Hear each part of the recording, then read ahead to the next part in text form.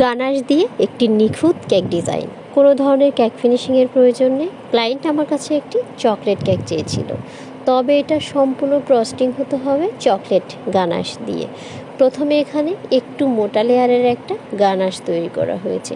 গানাশটাকে একটু হালকা গরম অবস্থায় কেকের উপরে দিয়ে সাথে সাথে একটা নাইফের সাহায্যে গানাশটাকে উপর থেকে সাইডে সম্পূর্ণ কেকের উপরে ছড়িয়ে দিতে হবে।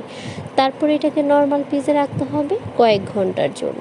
যখন গানাশটা অথবা চকলেটটা সেট হয়ে যাবে, ঠিক তখনই আমরা স্ক্রিনে দেখানো প্রসেস অনুযায়ী দাগ টেনে নেব।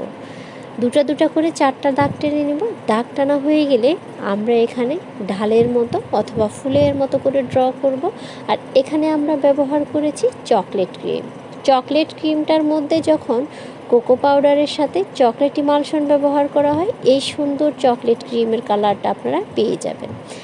এরপর আমরা একটা রোজ নজেল নিয়েছি, আর রোজ নজেল দিয়ে খুব সুন্দরভাবে রোজ তৈরি করা হচ্ছে।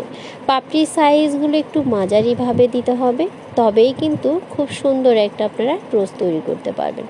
রোজ স্ট্যান্ডের উপরে একে করে রোজ তৈরি করা হয়ে গেলে একটা কেচির সাহায্যে ঠিক এভাবেই আমরা রোজগুলো সেট করে দিব। এখানে কর্নারের জন্য ঠিক 3টা ফুল ব্যবহার করা হয়েছে।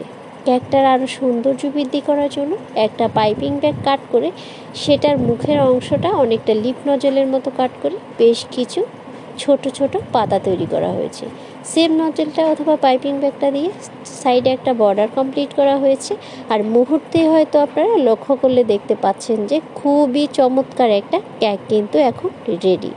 চাইলে আপনারা কেক বোর্ডটাকে একটু গর্জিয়াসের জন্য আরও একটা ডিজাইন দিতে পারেন, চাইলে স্কিপ করতে পারেন। ভিডিওটা কেমন লেগেছে জানাতে ভুলবেন না।